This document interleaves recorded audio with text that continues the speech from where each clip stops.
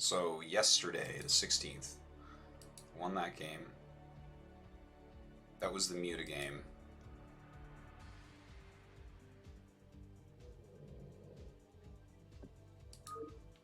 Let's take a look at this replay.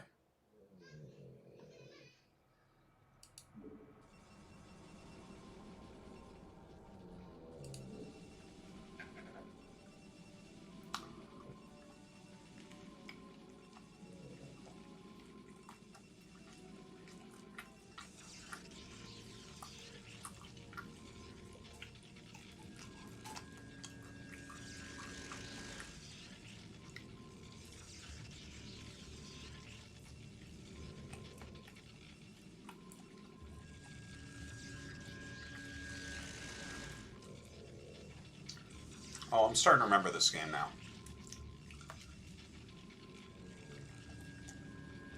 He holds a 2-factor after command center by running his goons out.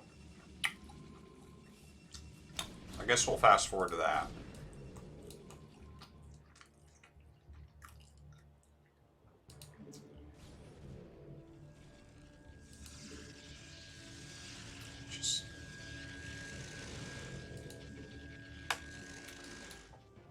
So generally with this, you move out right around 6 minutes. My move out's fine. My tank count's good. Gotta have those 3 tanks to be moving out in 6 minutes. I could have had a couple more Marines, I think. Rallying Vultures. Not supply blocked. I better have one building. I just finished one, actually, so I'm going to get supply blocked, unfortunately. So that's a bit of a mistake. My gas bank is getting a little bit high. Because you switch over to Vultures, so. Also, I'm building a 4th tank. Okay, so. Yeah, this is where it gets kind of interesting. How can I fix this type of play? Because when I run into the type of build that he did, a lot of the time, I end up losing. Because they stomp my first push, and I generally lose the 3 tanks, and that's like enough for them to be able to expand and tech all at once.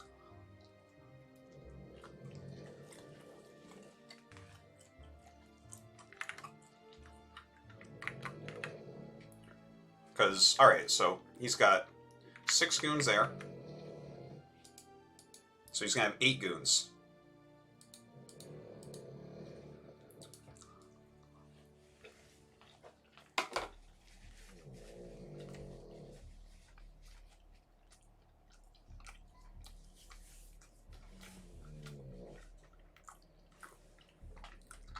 Yes, you move out.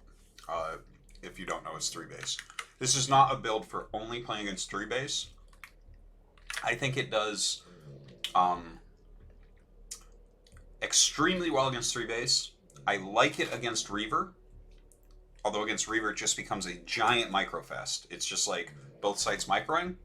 Which is kind of funny because I normally don't like situations like that. But I actually think Terran has a little edge because I'm not super confident in my micro. But anytime I hit Reaver with it, I'm like, okay, this is fine. I can do this. Because they're low on Dragoons, right? So you can kind of, if you're pulling back always and not letting Reavers get full hits, I think you're alright.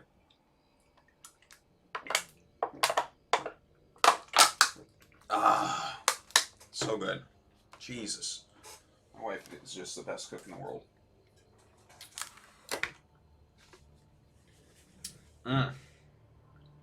So good. Anyways. Yeah, you always move out with this, but okay, so this is kind of the max amount of goons you're going to run into. 8. So now I got to try to think of, next time I run into this, how am I going to deal with this better? Because I use this build a lot right now. I quite like the build. Sometimes you just lose with it. This is one of those games where I just got really far behind with it. But I did some decent moves and made it a game still. But, like, I wonder if I should have made the 4th tank or not. Maybe there's something to slowing down my push and waiting for the 4th tank. Let's go up and actually see the beginning of it. Now here's an interesting part, right? Okay, so I just showed him what I have, and he has his 8 goons. Yeah, only one of them even has any sort of damage. Yeah, it's missing just a bit of shields. Okay. So, where's my 4th tank? It's right there.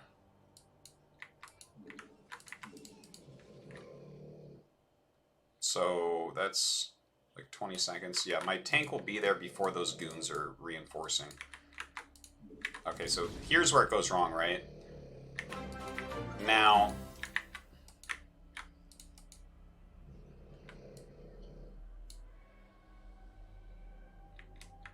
Artosis.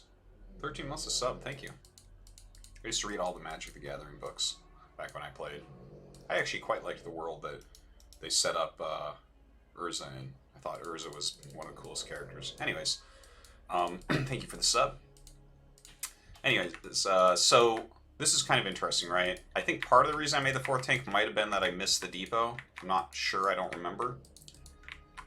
But if I have 2 vultures here, I think this battle goes a little bit differently, right? I could have had a vulture on this side and a vulture on this side, because watch this, right? So he's running forward, he's trying to kill a tank. See that mine going off? If I had a mine go off like that on this side as well, I'd probably wipe all the goons with my next couple of units coming up, I think. But,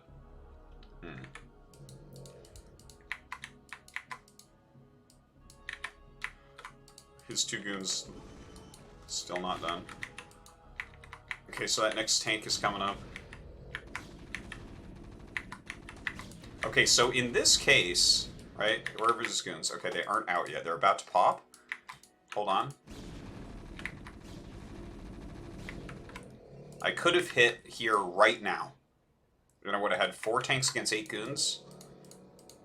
Plus I would have had 3 vultures and 1 more marine.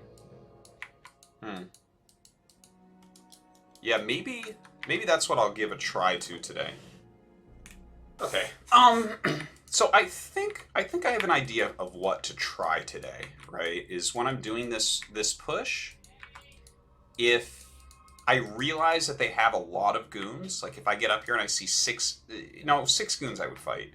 If I see like 8 goons, the thing is once the engagement starts, it's hard to not just have it go. Maybe, I don't know, bring a 3rd SCV and suicide it, maybe just suicide one of my SCVs to check out what he has, or some ideas.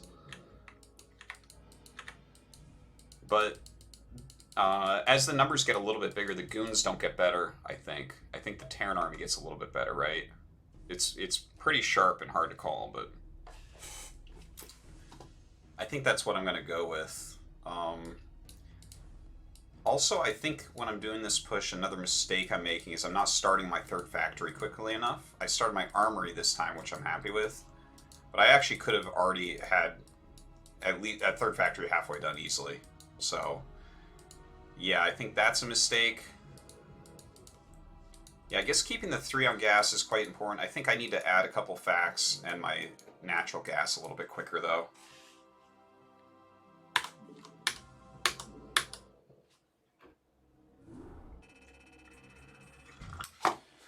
Okay, so this was the TVT. What I'm interested with here is the speed of his command center, because there was a build from KSL Season 1 qualifiers, I believe it was, where I saw 4GG play some TVTs, and on Gladiator he went for a Vulture drop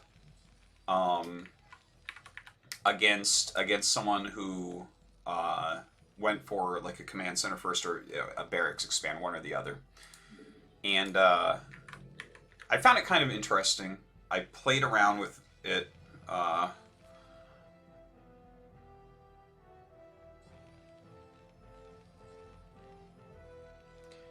played around with it a little bit, but it felt very, very, very all in on the drop because the command center came very late in the build that he did. So I want to pay attention to a moment here, because this guy gets his command center quickly enough. Because I thought I was going to win after I stopped the Vulture drop and didn't lose too much. Okay, so he goes add-on immediately. CC. And he starts the port. Yeah, okay. I think I'll probably try this build today if I hit a TVT.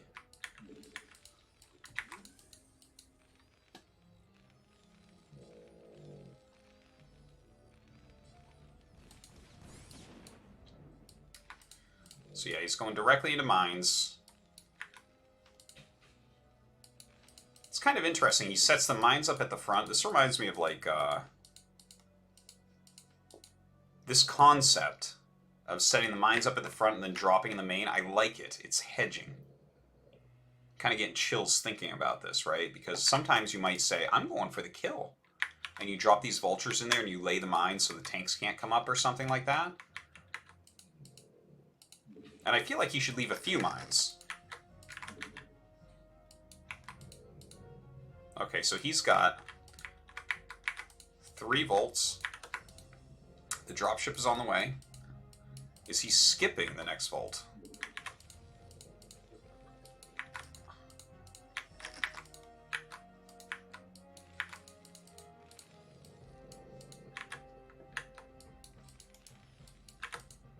So he has just enough to one-shot.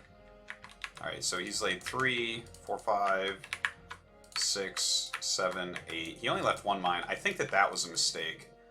I think laying a few mines is really nice because it might catch him off guard, but then leaving a few mines for the drop could be good. I think he has 1 mine total. Yeah. So it's just enough to one-shot SCVs. So 4 or 5. Yeah, he kills 4 or 5 SCVs and then goes Cloak. You know, actually, the more I'm looking at this, the weaker this looks. And he just kind of got a little bit lucky that I was going Wraith this game.